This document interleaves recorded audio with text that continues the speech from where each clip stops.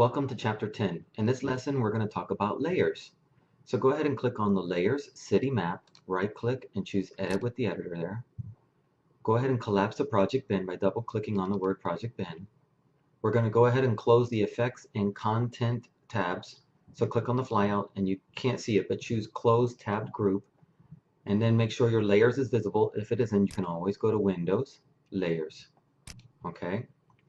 Now, layers are like transparencies in which each transparency does not affect the other, and it can be moved independently of each other. And I'm going to explain that in this lesson a little bit better. In every layers panel, there's always a background layer. The background layer has a lock, which prevents it from being moved. There can be no layer below a background layer.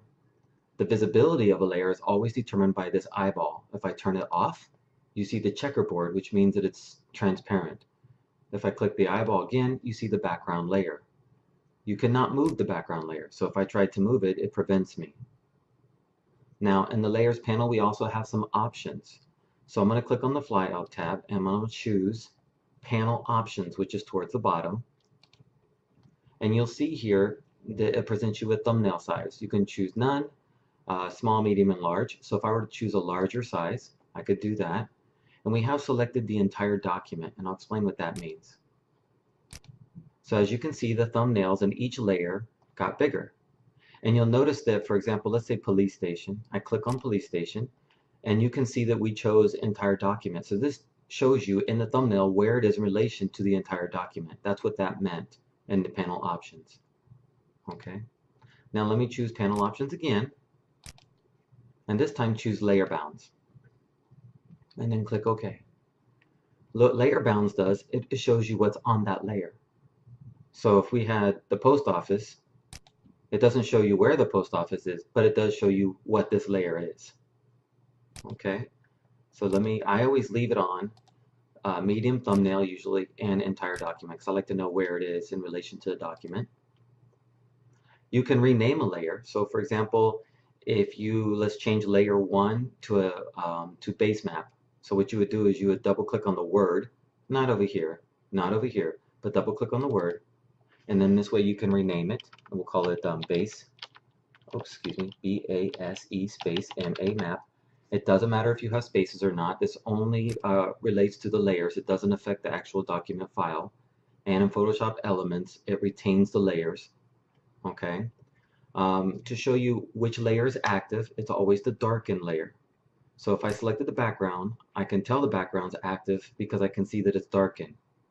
You can have a layer that's active and not visible, and this can trip you up sometimes, so just be aware of that. And sometimes you'll be doing something and you'll say, well, how come something isn't working? Always see which layer is active. And that's why you want to name your layers, because if, for example, to create a new layer, you would click on this icon right here, create a new layer, or you could go to Layer, New, Layer, right? And then name your layer. But if you didn't name your layer, it would call it Layer 1, and then if you click the new layer, it would name it Layer 2, Layer 3, Layer 4. So you could imagine if you had 10 layers, well, which one is a police station or the dog or my document? You don't know. So it's better to get in the habit of naming the layers first. Now that we've created these two layers, we should probably delete them. So you can right click on the layer and choose Delete Layer. And you can also don't show it again if you want. I usually leave that unchecked. Click Yes. You can also drag the layer to the trash icon here, and this will delete the layer. You can also duplicate a layer. So if I wanted, let's turn on base map so you can see what it is. Okay, now let's turn on ambulance, and then make sure that ambulance is selected or active, and we can tell that it's darkened. If I want to duplicate this layer, I can duplicate the layer by right-clicking and duplicate the layer, and it will call it ambulance copy by default, and its destination is in Layer City. If you actually had another open document, you could actually put this duplicate layer in that document, which is really cool. But let's just click OK. Now you probably don't see the other layer, so we usually select the Move tool, shortcut V, and then we move it. And then you can see that there's actually two ambulances, and they were on top of each other. See, that's what's great about layers, is that you can move one ambulance on top of another without affecting the other layers underneath. Okay, so let's go ahead and delete that layer. So let's drag it to the trash can again. We saw that the background layer, let's turn off the ambulance here. We saw that the background layer was like a dark blue, but we don't see that layer anymore. How come? Well, the base map is bigger or is the same size as the background. And because it's on top of it, it takes precedence. And it also, not I wouldn't want to say obstructs, but you can't see the background. The background's still there, so if I click the eyeball, you can still see it's there. Or if I select the move tool and I move this map out of the way, you can see that the background is still there. I'm gonna click undo. And let's say the ambulance. Let's click turn on the visibility of the ambulance. We can see that the ambulance is on top of the base map, which is on top of the background. We can see that the background is still there because I can move the base map. And obviously I can move the ambulance and you see the background. Okay, so let me click undo, undo. We can also put the ambulance under the base map. So in order to do this, you would click on the layer and drag it down till you see that dark line, and then let go, and that will put it under the layer. Now the ambulance is under the base map. It's not gone. You can't see it because the base map is now on top of the ambulance. It takes precedence, which then hides the ambulance. But the ambulance is still there in the same location. So this is the great thing about layers. And let me move the ambulance back on top of the base map. Okay, there we go. Now let's go ahead and turn on the other layers. You don't have to click on each one. You can just drag all the way up. See? And it'll turn them on fast. So what's great is if you have the move tool selected and you have auto select layer, show bounding box, show highlight on rollover, I'll explain what that means. When you hover over an item, see how there's a blue bounding box around it? That's how you know that layer is going to be selected. And because I have auto select layer, which is right here, selected, it's going to make that layer active automatically, as you can see here in base map. So if I were to select this post office, watch how I see the blue border around it. And when I select it, notice that the post office is active, at which time then I can move it. You'll also notice that there's a little control handles around it. This is what this show bounding box means. If I unclick it, you don't see it.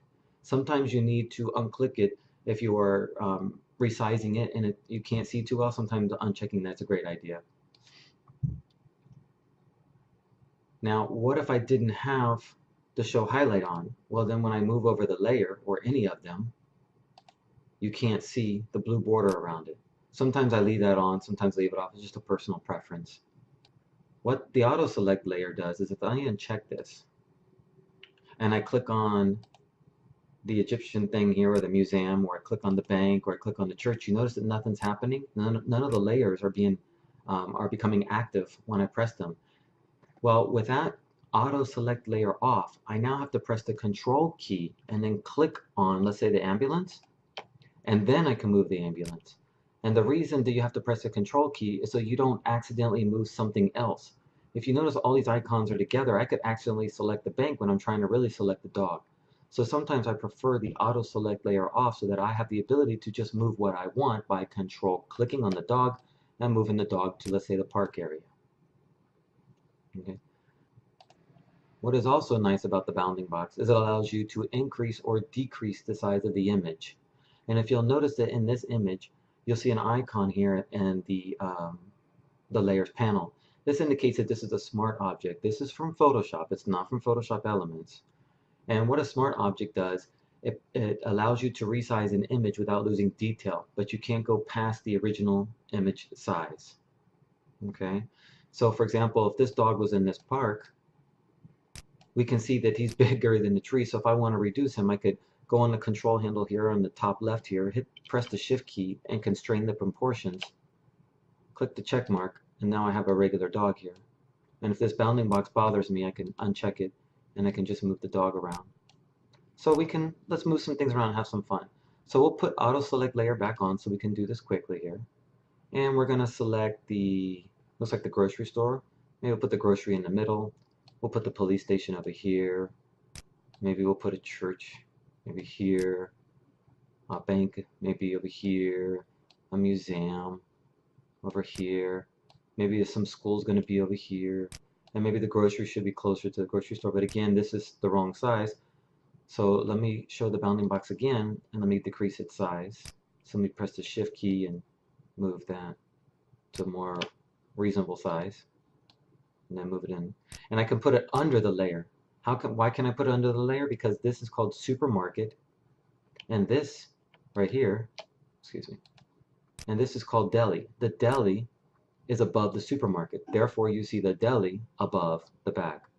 And this is why we can slide, excuse me, and this is why we can slide the bag under it and move it about.